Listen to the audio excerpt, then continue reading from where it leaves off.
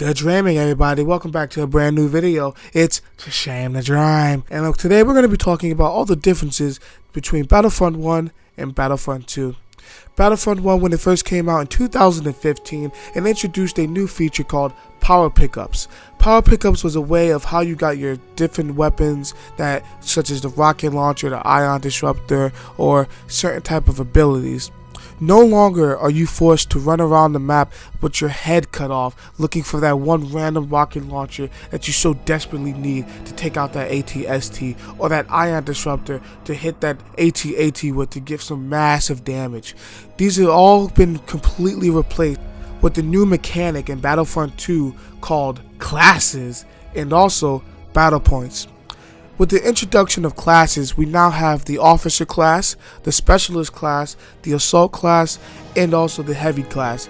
Now, I won't go too much into depth of what these classes are because there's many videos out there already about these, but they all have their own unique feel to them and their own unique traits. But with this, it now replaces the need for power pickups because all those pickups that you had are at your fingertips already. And I think that is amazing to hear, especially from a skill-based perspective, because I always felt that Battlefront 1 was lacking something, and it was lacking the skill base. It was too much of an arcade shooter. And with the introduction of classes and also battle points, and battle points is what you use to get special classes or vehicles, such as an AT-ST, an AT-RT, a droid tank, a jet trooper, a super battle droid, or even heroes.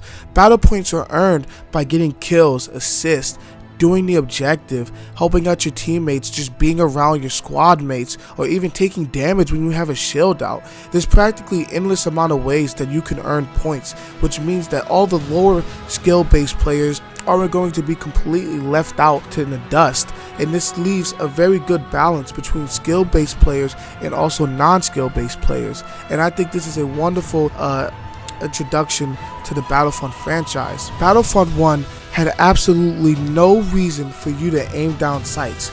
Aiming down sights gave you the same amount of accuracy as just hip firing, but moved slower. Why would anyone want to move slower in a gunfight for no reason with no bonus rewards for it? Well, that's been completely outed in Battlefront 2. In Battlefront 2, hip firing makes your spread of your lasers go even wider whenever you hip fire, and aiming down sights now decreases that choke so that way you have more accuracy. Getting a kill never felt so much better in a Battlefront game. Not to mention that beautiful sound you make when you get a kill. Just listen to it.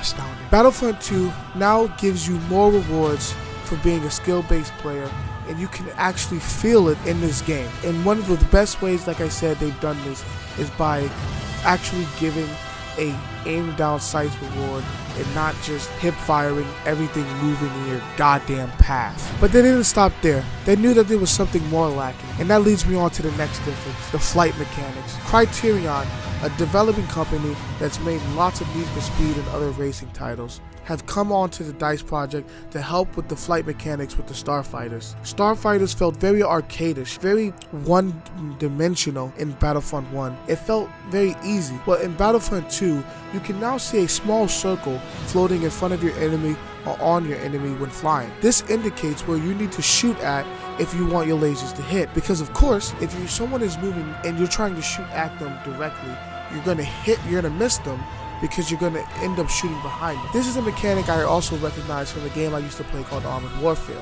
This circle, like I said, indicates where you need to hit. So you need to shoot right in the middle of that circle or in that area, and that's how you'll actually hit your opponent when flying. Not only that, aiming just feels so much better. It just looks so much smoother, and how you can aim across the actual whole display of your monitor and whatnot, and you're just not flying in one motion, and that's where you're aiming at. And the flight mechanics just look so much better. And let's just take a moment to look at that beautiful UI that they have when it comes to the flight in the Starfighters. Amazing. Battlefront 2 also does away with the partner setup that we used to have. No longer are you forced to only have one friend as your partner that you can spawn on. They're now going back to the original Battlefront style, squad based, where you can make yourself a squad with your friends and you can spawn on your friends, and like I said, you get even more points whenever you're doing anything next to them. This is a great welcoming to the Battlefront franchise, because as I said before, Battlefront should kind of be like a Battlefield game, but a Star Wars feel and look to it. And last of all, probably the cherry on top, all eras are going to be played in Battlefront 2. We now have the original saga, we have the prequels, and we have the new trilogy right now. This is an extreme happy news.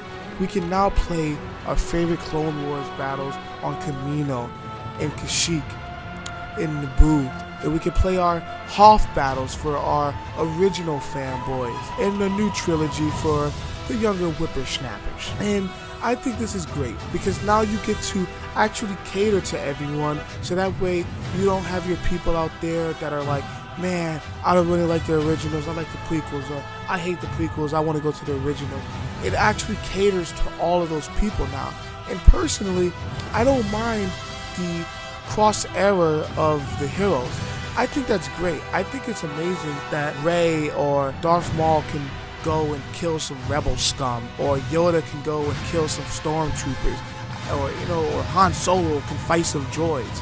I think it's amazing that we get to see things like that, because you're not going to ever be able to see that anywhere else on a movie screen, a TV screen, or anywhere. This is the only place you can see Yoda killing stormtroopers. Absolutely ever. And I think that's amazing. But those are all the huge things that I've noticed and can tell and have been announced that are different from Battlefront 1 to Battlefront 2, and every single one is amazing. But if I missed anything, make sure you put it in the comment section down below, telling me what I missed, and sorry if I did miss it. But thank you guys. If you liked the video, smash that like button and subscribe for more videos coming up on the horizon. But remember, stay happy, be positive, and never give up on your dreams. Bye-bye now!